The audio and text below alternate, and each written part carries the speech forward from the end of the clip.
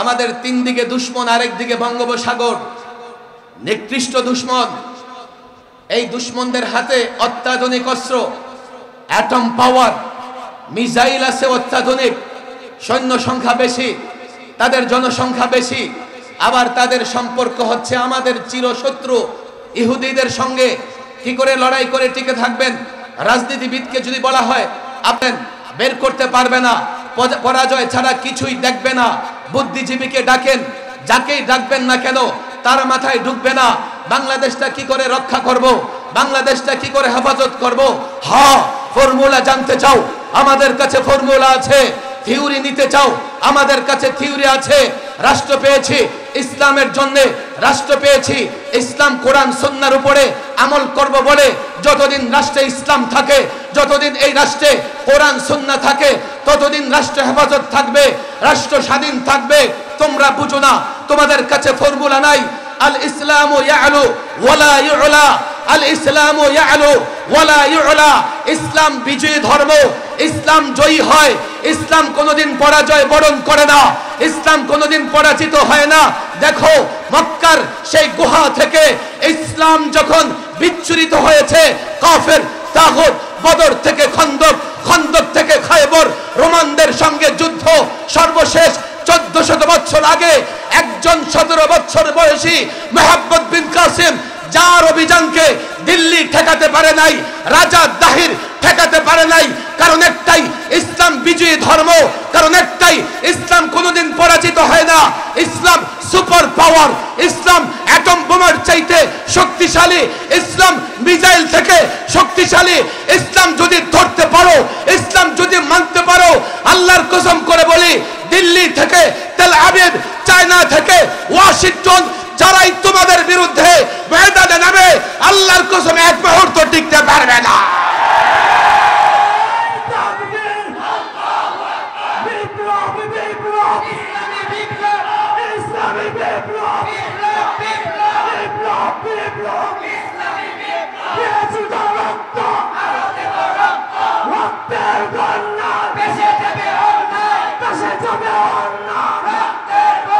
এবারকার প্রজন্ম চরম দুঃসাহসী। এখনকার প্রজন্ম বাতিলের বিরুদ্ধে প্রচন্ড দ্রোহ লালন করে। আমি তো মনে করি এই প্রজন্ম, এই জেনজিকে প্রস্তুত করা গেলে 5ই আগস্টে আংশিক বিপ্লব হয়েছে। আমরা দেখছি সেই বিপ্লবের পরে রাষ্ট্র হয়তোবা মেরামত করা সম্ভব হবে না, সংস্কার করা সম্ভব হবে না। তবে এই প্রজন্মকে সঠিকভাবে গাইডলাইন করা গেলে আগামী বিপ্লব হবে, সেই বিপ্লবের পরে রাষ্ট্র সংস্কার হবে ইনশাআল্লাহ। যেন তেন ভাবে নয়, যেন তেন ভাবে নয়, ডানপন্থী বামপন্থীদের কথায় নয়, ভারত কিংবা রাশিয়ার কথায় নয়, চায়না কিংবা দিল্লির, চায়না কিংবা দিল্লির প্রেসক্রিপশনে নয়, চায়না কিংবা দিল্লির ফর্মুলা নয়। আগামীতে এই রাষ্ট্র মেরামত হবে, রাষ্ট্র সংস্কার হবে কোরআন সুন্নাহ দ্বারা। রাষ্ট্র যদি কোরআন সুন্নাহ দ্বারা মেরামত করতে হয়, এই প্রজন্মকে নিয়ে আরো কয়েকটা 5ই আগস্ট তৈরি করতে হবে। 71 গেছে, আমি জালেমের বিরুদ্ধে লড়াই করেছি। 24 গেছে, আমি আরেক জালেমের বিরুদ্ধে লড়াই করেছি। কিন্তু মূলত আমি মালিকানা পেয়েছি ইসলাম প্রতিষ্ঠা করব বলে, মূলত মালিকানা পেয়েছি এই ভূখণ্ডে কোরআন সুন্নাহ চলবে বলে। আমি তো বলি, তাহলে যখনই রাষ্ট্র মেরামতের প্রশ্ন আসবে, যখনই রাষ্ট্র সংস্কারের প্রশ্ন আসবে, ডানপন্থী কোত্থেকে আসবে, বামপন্থী কোত্থেকে আসবে? আমি তো বলি, আমি বাড়ির মালিক, দাঁড়িয়ে দাঁড়িয়ে তামাশা দেখছি। আমার বাড়ি মেরামত করতে হবে, আমার ঘর সংস্কার করতে হবে। রাইটিস্টরা বলে আমাদের ফর্মুলায় হবে, লেফটিস্টরা বলে আমাদের ফর্মুলায় হবে। আর আমরা যারা মুসলমান, আমরা যারা ভূখণ্ডের মালিক, আমরা দাঁড়িয়ে দাঁড়িয়ে তামাশা দেখছি। আলেম দাঁড়িয়ে তামাশা দেখছে, ছাত্র জনতা দাঁড়িয়ে তামাশা দেখছে, টুপিক দাড়িওয়ালা মুসলমান দাঁড়িয়ে তামাশা দেখছে। তারা জানে না এই ভূখণ্ডের মালিকানা মুসলমানদের। পরিষ্কার বলি, দ্বিজাতি তত্ত্বের ভিত্তিতে ভারত ভাগ হয়েছে। এই অংশটা ইসলাম মানব বলে, ইসলাম পালন করব বলে, কোরআন সুন্নাহ অনুযায়ী এই ভূখণ্ড চলব বলেই আমরা মালিক হয়েছি। আজকে 71 হোক, 90 হোক, 24 হোক, এই ভূখণ্ডে যখনই সংস্কারের প্রয়োজন হবে ইসলাম দিয়ে সংস্কার করতে হবে। আজকে তাওহীদি জনতা, মাদ্রাসার ছাত্র, আলেম ওলামা ইতিহাস ভুলে গেছে, মালিকানা ভুলে গেছে। তাই তো ডানপন্থী, বামপন্থী, রামপন্থীরা রাষ্ট্র সংস্কার করবার জন্য চিৎকার করে তাদেরকে বলে দাও, পরিষ্কার বলে দাও, রাষ্ট্র পেয়েছি ইসলামের জন্য। আল্লাহর কসম, আর একমাত্র একদিনও যদি হয় এই রাষ্ট্র অন্য কোন তন্ত্র মন্ত্র দিয়ে সংস্কার করা যাবে না।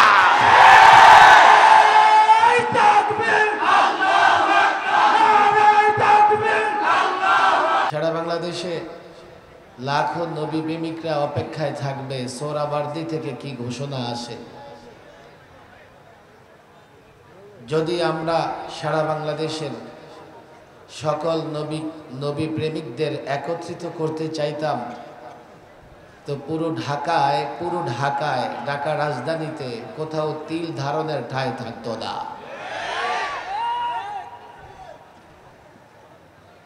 তারপরেও সারা বাংলাদেশ থেকে যারা উপস্থিত হবেন, আমার বিশ্বাস আগামীকালের ঢাকা নবী প্রেমিকদের দখলে থাকবে ইনশাআল্লাহ। যেহেতু দীর্ঘ সময় প্রোগ্রাম চলবে না, আমার পরে খতিবে বাঙ্গাল জুনায়েদ আল হাবিব সাহেব বয়ান করবেন, তিনিও চলে এসছেন। জানি না আরো কত মেহমান চলে এসছেন। ঠিক ভূমিকা তৈরি করে, মোকদ্দমা তৈরি করে লম্বা বক্তৃতা করবার সুযোগ হয়তোবা হবে না। প্রোগ্রামও দীর্ঘক্ষণ চলবে না। শহীদ বাড়িয়ার ইমানি চেতনায় উজ্জীবিত সকল যুবকদের আমি বলবো, আমি আসার সময় দেখেছি ময়দানে যে পরিমাণ জমায়েত হয়েছে, ময়দানের আশেপাশে হয়তোবা তার চেয়ে বেশি জমায়েত হয়ে আছে। এবং আমার মনে হচ্ছে পুরো ময়দানে বসার জায়গা নাই। আমি একটু অনুরোধ করি, যতদূর পারি পায়ের পরে ভর করে হলেও আমরা বসে যাই। একটু পেছনে জায়গা নিয়ে যতক্ষণ পারি বসে যাই। দাঁড়িয়ে থাকলে আপনার পেছনে যারা আসে তারা স্টেজ দেখতে পাচ্ছে না। মাঠের বাইরে যারা ঘোরাফেরা করতেছে তারা প্রবেশ করার সাহস পাচ্ছে না। যে মাঠে এত লোকের জমায়েত আমি কেমনে প্রবেশ করব। ছোট্ট অনুরোধ, সামনে অন্তত আমরা যতদূর বসতে পারি একটু পেছনে জায়গা নিয়ে বসে যাই। মাহফিল বেশিক্ষণ চলবে না, যতক্ষণ চলবে সুশৃঙ্খলভাবে আমরা থাকবো তো ইনশাআল্লাহ। আমার ছোট্ট একটা অনুরোধ, এই যে যুবকেরা দাঁড়িয়ে আছে, জেনজি এই প্রজন্ম বড় সাহসী, বড় হিম্মতওয়ালা। আমার ভয়ও হয় এত সাহস, এত হিম্মত ঠিক মতো ঠিক জায়গায় কাজে না লাগলে বিপদও হতে পারে। এই প্রজন্ম কতটা সাহসী! 16 বৎসরে আমরা যা পারলাম না, ওরা তা 16 দিনে করে দেখিয়েছে। আমরা নির্যাতন চর্চার সহ্য করে একটা প্রেক্ষাপট তৈরি করে দিয়েছি, কিন্তু ফাইনাল ডিসিশন, ফাইনাল গেইন আমরা করতে পারি নাই। আমার সেদিন থেকে মনে হয়েছে এই প্রজন্ম জেনজি বা যাদের বয়স এখন আমি দেখছি 16, 17, 18, 19, 20, তাদের ভেতরে অন্যায়ের বিরুদ্ধে এতটা দ্রোহের আগুন জ্বলে, তারা এতটাই অন্যায়ের বিরুদ্ধে উজ্জীবিত হয়, তারা বাতিলকে কোনোভাবেই বরদাস্ত করতে পারে না।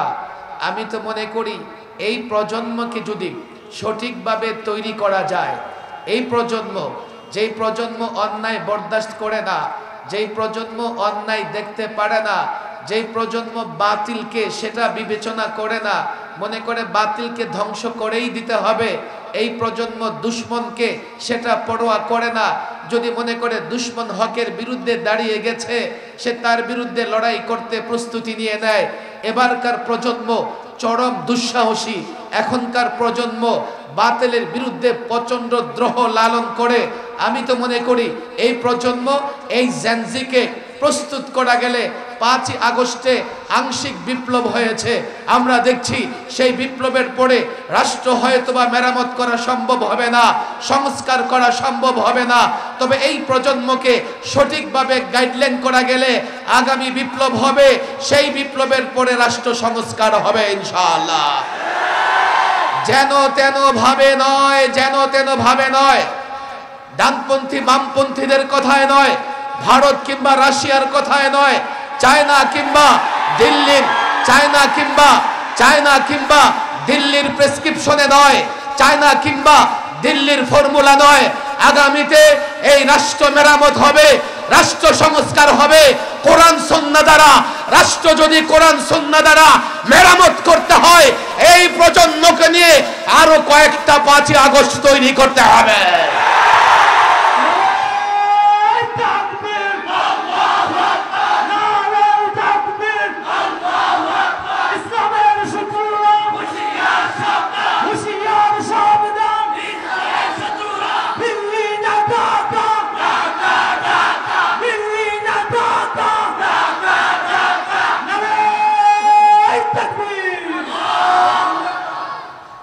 সময় হাতে কম, আমি ইদানিং একটা কথা বারবার বলবার চেষ্টা করতেছি। আমার মনে হয়েছে এই প্রজন্ম সেই কথাগুলো মনে রাখা দরকার। আমি নিজে সংবিধান সংস্কার কমিটির বৈঠকে উপস্থিত ছিলাম। জাতীয় ঐক্যমত কমিশনে আমি একজন নিয়মিত সদস্য হিসেবে রাষ্ট্র মেরামত, রাষ্ট্র সংস্কার কাজে অংশগ্রহণ করেছি। আমি নিজে চাক্ষুষ সাক্ষী। আমি দেখেছি রাষ্ট্র মেরামতের, রাষ্ট্র সংস্কারের প্রশ্ন যখন এসেছে, ডানপন্থী বামপন্থী তারা রাষ্ট্রের মালিকানা দাবি করে, তারা তাদের ফর্মুলা দিয়ে রাষ্ট্র সংস্কার করবার চেষ্টা করা হয়েছে।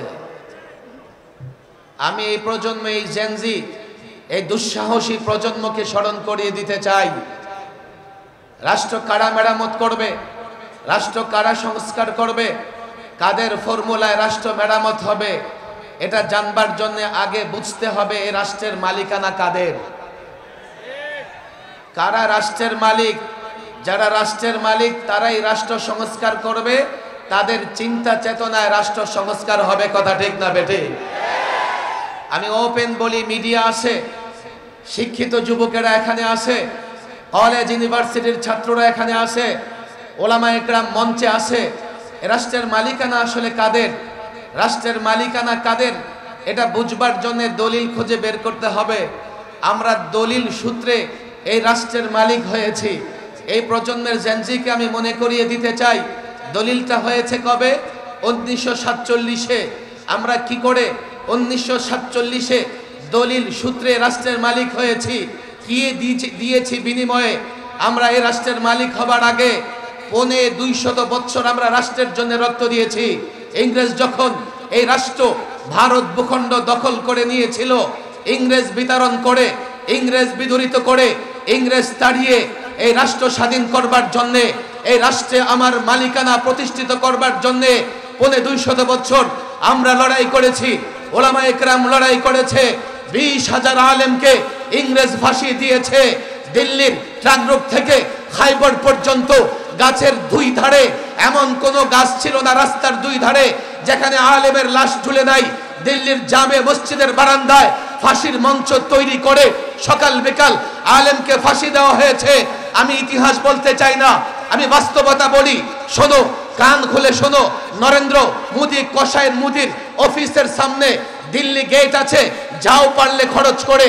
দিল্লি গেটে 93,000 প্লাস যারা ভারতের জন্য রক্ত দিয়েছে, স্বাধীন করবার জন্য ভারতকে লড়াই করেছে, শহীদ হয়েছে, তাদের নামের তালিকা আছে। এই তালিকা কোনো মুসলমান তৈরি করে নাই। মুসলমান যদি তৈরি করত, ওই তালিকায় 95% নাম মুসলমানদের থাকতো। তারা তালিকা তৈরি করেছে। তালিকা তৈরি করলেও ওই মুসলমানদের বাদ দিতে পারে নাই, যাদের নাম সবাই জানে। ওই 93,000 নামের মধ্যে 3/2 নাম হচ্ছে মুসলমানদের। আমরা এক সাগর রক্ত দিয়েছি। 47-এ আমরা একটা ভূখণ্ডের মালিক হয়েছি। এই প্রজন্মকে বুঝতে হবে এক সাগর রক্ত দেওয়ার পরে 47-এ একটা ভূখণ্ডের দলিল আমাদের নামে হয়েছে, মুসলমানদের নামে হয়েছে। 47-এ ভারত ভাগ হয়েছে দ্বিজাতি তত্ত্বের ভিত্তিতে। আমরা মুসলমানরা চেয়েছি আমাদের জন্য আলাদা একটা ভূখণ্ড হবে। মুসলিম রাজনীতিবিদরা চেয়েছেন মুসলমানদের জন্য আলাদা ভূখণ্ড দরকার। কেন? যাতে সেখানে মুসলমানেরা স্বাধীনভাবে কোরআন সুন্নাহ অনুযায়ী জীবন যাপন করতে পারে। আজকে অনেক পণ্ডিত আছে যারা 47-কে ভুলে শুধু 71-এর কথা বলে। 24-এর কথা আমি বলি, 24 এই প্রজন্ম। 71-এর কথা বলি, এটা বাবাদের প্রজন্ম। 47-এর কথা বলি, এটা দাদাদের প্রজন্ম। আমরা কোনো একটা প্রজন্মকে ভুলবো না যারা শুধুমাত্র 71-এর কথা জপেছে, 71-এর কথা বলেছে। ওরা 47-এর দলিলকে অস্বীকার করে এই ভূখণ্ডের জনগণ মুসলমানদের সঙ্গে গাদ্দারি করেছে। আমি দলিল সূত্রে ভূখণ্ডের মালিক হয়েছি। কেউ বলতে পারে না ভাষার কারণে এই ভূখণ্ডের মালিক হয়েছে। নো, যদি আমরা ভাষার কারণে ভূখণ্ড পেতাম তো তৎকালীন পূর্ব পাকিস্তান পশ্চিম পাকিস্তানের সঙ্গে মিলে একটা রাষ্ট্র হতো না। আমাদের ভাষা বাংলা, তাদের ভাষা উর্দু। ভাষার কারণে ভূখণ্ড পেলে আমরা আসাম, ত্রিপুরা, ক্যালকাটার সঙ্গে থেকে দিল্লির অধীনস্থ থাকতাম। কেউ বলতে পারে ভৌগোলিক সীমারেখার কারণে। নৌ, তৎকালীন পূর্ব পাকিস্তান থেকে পশ্চিম পাকিস্তানের সঙ্গে কোনো ভৌগোলিক মিল নাই, ভৌগোলিক সীমানা নাই, সংযুক্তি নাই। মাঝখানে 2000 কিলোমিটার, যেখানে কোনো সড়ক পথই নাই। তাহলে এই ভূখণ্ড আমরা 47-এ পেয়েছি কেন? তারা মুসলমান, আমরা মুসলমান। তারাও চেয়েছে স্বাধীনভাবে ধর্মকর্ম পালন করবে, আমরাও চেয়েছি। যার জন্যে দুই মেরুতে দুইটা রাষ্ট্র একটা রাষ্ট্র হয়ে পাকিস্তান নামক রাষ্ট্র জন্ম নিয়েছে। আমি যখন 47-এ এই রাষ্ট্রের মালিকানা বুঝে পেয়েছি, আর আমার লক্ষ্য ছিল এই রাষ্ট্র, এই জন্যেই আমি চেয়েছি আমি স্বাধীনভাবে কোরআন সুন্নাহর উপরে আমল করব। বুঝবার চেষ্টা করেন, 71 গেছে আমি জালেমের বিরুদ্ধে লড়াই করেছি, 24 গেছে আমি আরেক জালেমের বিরুদ্ধে লড়াই করেছি। কিন্তু মূলত আমি মালিকানা পেয়েছি ইসলাম প্রতিষ্ঠা করব বলে, মূলত মালিকানা পেয়েছি এই ভূখণ্ডে কোরআন সুন্নাহ চলবে বলে। আমি তো বলি তাহলে যখনই রাষ্ট্র মেরামতের প্রশ্ন আসবে, যখনই রাষ্ট্র সংস্কারের প্রশ্ন আসবে, ডানপন্থী কোত্থেকে আসবে, বামপন্থী কোত্থেকে আসবে? আমি তো বলি আমি বাড়ির মালিক, দাঁড়িয়ে দাঁড়িয়ে তামাশা দেখছি। আমার বাড়ি মেরামত করতে হবে, আমার ঘর সংস্কার করতে হবে। রাইটিস্টরা বলে আমাদের ফর্মুলায় হবে, লেফটিস্টরা বলে আমাদের ফর্মুলায় হবে। আর আমরা যারা মুসলমান, আমরা যারা ভূখণ্ডের মালিক, আমরা দাঁড়িয়ে দাঁড়িয়ে তামাশা দেখছি।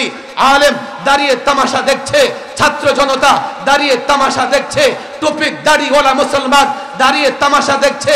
তারা জানে না এই ভূখণ্ডের মালিকানা মুসলমানদের। পরিষ্কার বলি, দ্বিজাতি তত্ত্বের ভিত্তিতে ভারত ভাগ হয়েছে। এই অংশটা ইসলাম মানব বলে, ইসলাম পালন করব বলে, কোরআন সুন্নাহ অনুযায়ী এই ভূখণ্ড চলব বলেই আমরা মালিক হয়েছি। আজকে 71 হোক, 90 হোক, 24 হোক, এই ভূখণ্ডে যখনই সংস্কারের প্রয়োজন হবে ইসলাম দিয়ে সংস্কার করতে হবে। আজকে তাওহীদি জনতা, মাদ্রাসার ছাত্র, আলেম ওলামা ইতিহাস ভুলে গেছে, মালিকানা ভুলে গেছে। তাই তো ডানপন্থী, বামপন্থী, রামপন্থীরা রাষ্ট্র সংস্কার করবার জন্য চিৎকার করে। তাদেরকে বলে দাও, পরিষ্কার বলে দাও, রাষ্ট্র পেয়েছি ইসলামের জন্য। আল্লাহর কসম, আর একমাত্র একদিনও যদি হয় এই রাষ্ট্র অন্য কোন তন্ত্র মন্ত্র দিয়ে সংস্কার করা যাবে না।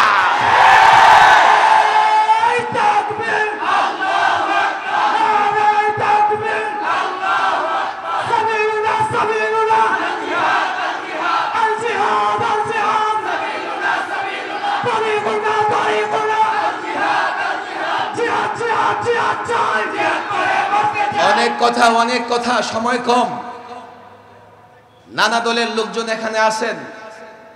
যদি রাষ্ট্র ইসলামী ফর্মুলায় সংস্কার না হয়, মেরামত না হয়, যতই জুলাই সনদ তৈরি করেন, বারবার সংবিধান সংস্কার করেন, 17 বার হয়েছে সংস্কার, আরো যদি 17,000 বার করেন, কোরআন সুন্নাহ দ্বারা রাষ্ট্র মেরামত না করলে এদেশে কোনোদিন শান্তি প্রতিষ্ঠিত হবে না। সর্বশেষ আমরা দেশ ধরে রাখতে পারবো না, দেশের স্বাধীনতা থাকবে না। আমি পরিষ্কার বলি, দেশটা কি করে টিকিয়ে রাখবেন? আমাদের 3 দিকে দুশ্মন, আরেক দিকে বঙ্গোপসাগর, নিকৃষ্ট দুশ্মন। এই দুশ্মনদের হাতে অত্যাধুনিক অস্ত্র, অ্যাটম পাওয়ার, মিসাইল আছে অত্যাধুনিক, সৈন্য সংখ্যা বেশি, তাদের জনসংখ্যা বেশি, আবার তাদের সম্পর্ক হচ্ছে আমাদের চিরশত্রু ইহুদিদের সঙ্গে। কি করে লড়াই করে টিকে থাকবেন? রাজনীতিবিদকে যদি বলা হয় আপনি বের করতে পারবে না, পরাজয় ছাড়া কিছুই দেখবে না, বুদ্ধিজীবীকে ডাকেন, যাকেই ডাকবেন না কেন তার মাথায় ঢুকবে না বাংলাদেশটা কি করে রক্ষা করব, বাংলাদেশটা কি করে হেফাজত করব। হ্যাঁ, ফর্মুলা জানতে চাও, আমাদের কাছে ফর্মুলা আছে। থিওরি নিতে চাও, আমাদের কাছে থিওরি আছে। রাষ্ট্র পেয়েছি ইসলামের জন্য, রাষ্ট্র পেয়েছি ইসলাম কোরআন সুন্নাহর উপরে আমল করব বলে। যতদিন রাষ্ট্রে ইসলাম থাকে, যতদিন এই রাষ্ট্রে কোরআন সুন্নাহ থাকে, ততদিন রাষ্ট্র হেফাজত থাকবে, রাষ্ট্র স্বাধীন থাকবে। তোমরা বুঝো না, তোমাদের কাছে ফর্মুলা নাই। আল ইসলামু ইয়ালু ওয়ালা ইউলা, আল ইসলামু ইয়ালু ওয়ালা ইউলা। ইসলাম বিজয়ী ধর্ম, ইসলাম জয়ী হয়। ইসলাম কোনোদিন পরাজয় বরণ করে না, ইসলাম কোনোদিন পরাজিত হয় না। দেখো, মক্কার সেই গুহা থেকে ইসলাম যখন বিচ্ছুরিত হয়েছে, কাফের তাগুত, বদর থেকে খন্দক, খন্দক থেকে খায়বর, রোমানদের সঙ্গে যুদ্ধ, সর্বশেষ 1400 বছর আগে একজন 17 বছর বয়সী মোহাম্মদ বিন কাসিম, যার অভিযানকে দিল্লি ঠেকাতে পারে নাই, রাজা দাহির ঠেকাতে পারে নাই। কারণ একটাই, ইসলাম বিজয়ী ধর্ম। কারণ একটাই, ইসলাম কোনোদিন পরাজিত হয় না। ইসলাম সুপার পাওয়ার, ইসলাম অ্যাটম বোমার চাইতে শক্তিশালী, ইসলাম মিসাইল থেকে শক্তিশালী। ইসলাম যদি ধরতে পারো, ইসলাম যদি মানতে পারো, আল্লাহর কসম করে বলি, দিল্লি থেকে তেল আবিব, চায়না থেকে ওয়াশিংটন, যারাই তোমাদের বিরুদ্ধে ময়দানে নামে, আল্লাহর কসম এক মুহূর্ত টিকতে পারবে না।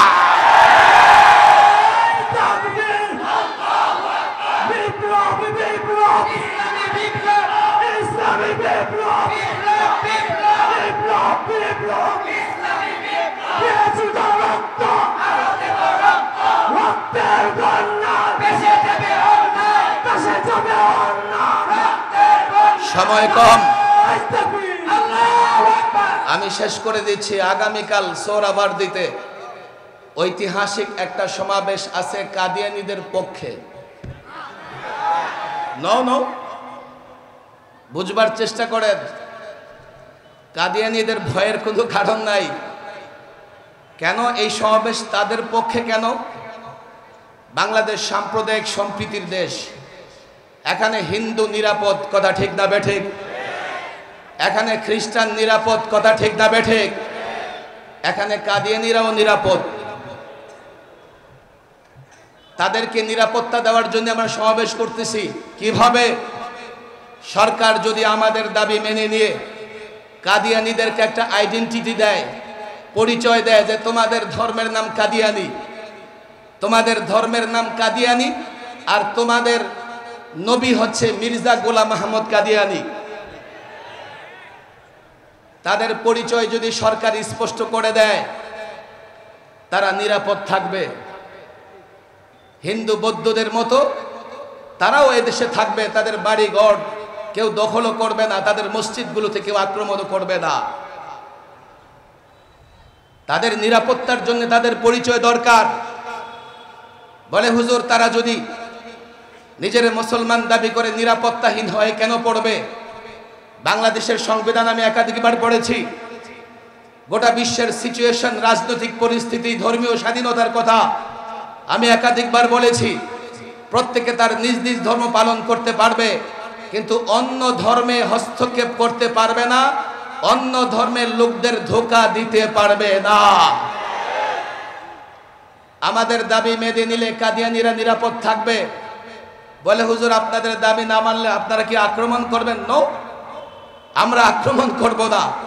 কিন্তু কাদিয়ানিরা যদি সরল মনা মুসলমানদের ধোঁকা দিয়ে, কেননা তারা কাদিয়ানি ধর্ম মানে কিন্তু পরিচয় দেয় মুসলমানের, তাদের পরিভাষাগুলো মুসলমানের, তারা নামাজের কথা বলে হিন্দু নামাজের কথা বলে না, তারা রোজার কথা বলে হিন্দু রোজার কথা বলে না, তারা জাকাতের কথা বলে হিন্দু জাকাতের কথা বলে না, তারা মুসলমানের পরিভাষাগুলো ব্যবহার করে করে মুসলমানদের কাছে গিয়ে বুঝাতে চায় আমরাও মুসলমান, আমরা মির্জা গোলাম মাহমুদ কাদিয়ানিকে মাসিহ মানি, ঈসা মানি, সায়া নবী, জিল্লি নবী, এই নবী সেই নবী মানি, আমরা মুহাম্মদ সাল্লাল্লাহু আলাইহি সাল্লামকে মানি।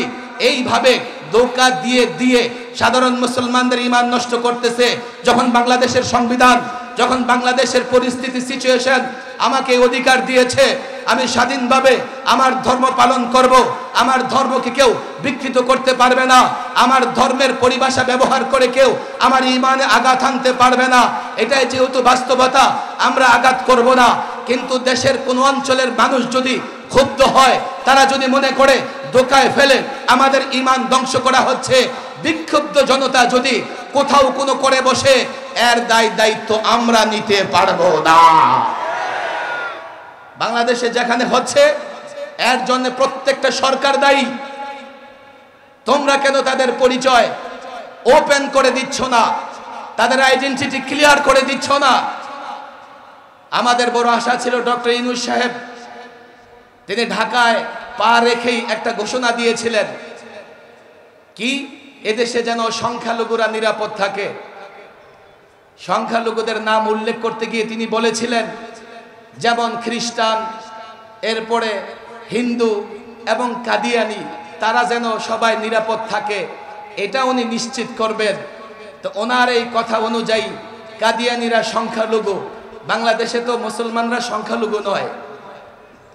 আমাদের একটা আশা ছিল আপনি এটাই বলে দেন কাদিয়ানিরা সংখ্যালঘু, ওরা মুসলমান থেকে বিচ্ছিন্ন, ওরা মুসলমান থেকে বিচ্ছিন্ন, ওরা ইসলামের পরিভাষা, ইসলামের নামে মসজিদ করতে পারবে না, ইসলামের পরিভাষাগুলো ব্যবহার করতে পারবে না, ওরা সংখ্যালঘু হিসেবে থাকবে। পৃথিবীর যে কোনো রাষ্ট্রের যে কোনো সংখ্যালঘু সম্প্রদায় থেকে ওরা নিরাপদে থাকবে, আমাদের তাতে কোনো আপত্তি নাই। এই জন্যই বলি আমাদের সমাবেশে যেই দাবি, আগামীকাল 10 লক্ষ নবী প্রেমিক একত্রিত হয়ে যে দাবি জানাবে, আমরা রাষ্ট্রীয়ভাবে একটা ঘোষণা শুনতে চাই, কাদিয়ানি আলাদা একটা ধর্ম, কাদিয়ানি আলাদা ধর্মমত, তারা তাদের ধর্ম পালন করবে, তারা মুসলমান পরিচয় দিতে পারবে না। এই ঘোষণার পরে কাদিয়ানিরা নিরাপদ হবে আগের চাইতে বেশি। কথা ঠিক না বেঠিক? তাহলে পশ্চিমা মিডিয়া বুদ্ধিজীবীরা যারা মনে করতেছে কাদিয়ানি বিরোধী আন্দোলন এটা কাদিয়ানিদের বিরুদ্ধে নয়, হ্যাঁ সরকার যদি সিদ্ধান্ত নিতে ভুল করে তাহলে এই আন্দোলন কাদিয়ানিদের বিরুদ্ধেও যেতে পারে। কোন মুসলমান যদি ঈমানে আঘাতপ্রাপ্ত হয়, কোন মুসলমান যদি তার চিন্তা বিশ্বাসের জায়গায় আঘাতপ্রাপ্ত হয়ে ক্ষুব্ধ হয়, এই দায়িত্ব তো আমরা নিব না, এই দায়িত্ব রাষ্ট্রকে নিতে হবে। রাষ্ট্র কেন ক্ষুব্ধ হচ্ছে, এটা লিগাল কিনা, জেনুইন কিনা, এটা সত্য কিনা, যথার্থ কিনা, এই ভাষা রাষ্ট্রের বুঝতে হবে। আগামীকালের সমাবেশ থেকে ডক্টর ইউনূস সাহেবকে বলা হবে, আপনি যা বলেছিলেন বাংলাদেশের বিমানবন্দরে পা রেখে আপনি তাই করে যান, তাদের কাদিয়ানি ধর্ম পরিচয় দিয়ে যান, তাদের সংখ্যালঘু হিসেবে তারা থাকবে। আরেকটা বার্তা আমরা আগামীতে যারা ক্ষমতায় আসবে, আগামীতে যারা ক্ষমতায় আসবে, আগামীতে যারা রাষ্ট্র ক্ষমতায় আসবে, আগামীতে যারা দেশ শাসন করবে, তাদের প্রতি আমাদের একটা বার্তা থাকবে, এই 10 লক্ষ লোকের জমায়েত হয়তোবা আগামীতে যারা ক্ষমতায় আসবে তাদের পক্ষে যাবে, হয়তোবা তাদের বিরুদ্ধে যাবে। আগামীকালের সমাবেশ থেকে আগামীতে যারা ক্ষমতায় আসবে তারা যদি পরিষ্কার ঘোষণা দিতে পারে, আমরা কাদিয়ানিদের পরিচয় নিশ্চিত করব। সোহরাওয়ার্দী ময়দানে 10 লক্ষ লোকের জমায়েত, এই 10 লক্ষ লোকের সঙ্গে আরো কোটি লোকের জমায়েত, সারা বাংলাদেশে হাজারো লাখো নবী প্রেমিকরা যারা অপেক্ষায় থাকে, এই ঘোষণা দেওয়ার সঙ্গে সঙ্গে এই জমায়েত এবং সকল নবী প্রেমিকদের সাপোর্ট তাদের পক্ষে যাবে। আমি এখান থেকে পরিষ্কার বলে দিচ্ছি, বলে দিয়েছি আগেও, নবী প্রেমিকদের সাপোর্ট পেতে হলে রাসূলুল্লাহর সম্মান এবং মর্যাদার চাদর নিয়া যারা টানাটানি করে তাদের ব্যাপারে আপনাদের অবস্থান স্পষ্ট করতে হবে। তাহলে তাওহীদি জনতা, নবী প্রেমিকদের সাপোর্ট আপনাদের পক্ষে যাবে। এই দুইটা বার্তা দেওয়ার জন্যই আগামীকালের সোহরাওয়ার্দী ময়দানের ঐতিহাসিক মহাসম্মেলন। আমরা হয়তো সবাই যাব না, দোয়া করব, যারা পারি যাব। আর ব্রাহ্মণবাড়িয়ার লোক পিছনে থাকবে কেন? বাংলাদেশে যখনই ইসলামের পক্ষে, মুসলমানের পক্ষে আন্দোলন সংগ্রাম হয়েছে, আমি 30 বছর যাবৎ দেখে আসছি, রক্ত দেবার প্রয়োজন হলো ব্রাহ্মণবাড়িয়ার জনতা সবার আগে রক্ত দিয়েছে। সমাবেশ করার প্রয়োজন হলে সবার আগে বিবাড়িয়ার জনতা সমাবেশ করেছে। তাহলে আগামীকালের সমাবেশ, সেখানে উপস্থিত হওয়া থেকে বিবাড়িয়ার জনগণ পিছনে থাকতে পারবে না। প্রস্তুতি গ্রহণ করেন, সকাল হবার আগে সোহরাওয়ার্দীতে চলে যাবেন। প্রস্তুতি গ্রহণ করেন, অন্তত 9টা বাজবার আগে আমরা সোহরাওয়ার্দীতে যাবার চেষ্টা করব তো ইনশাআল্লাহ। দুহাত তুলে জানাই কারা কারা করব ইনশাআল্লাহ। চিৎকার করে বলি করব তো ইনশাআল্লাহ, চেষ্টা করব তো ইনশাআল্লাহ।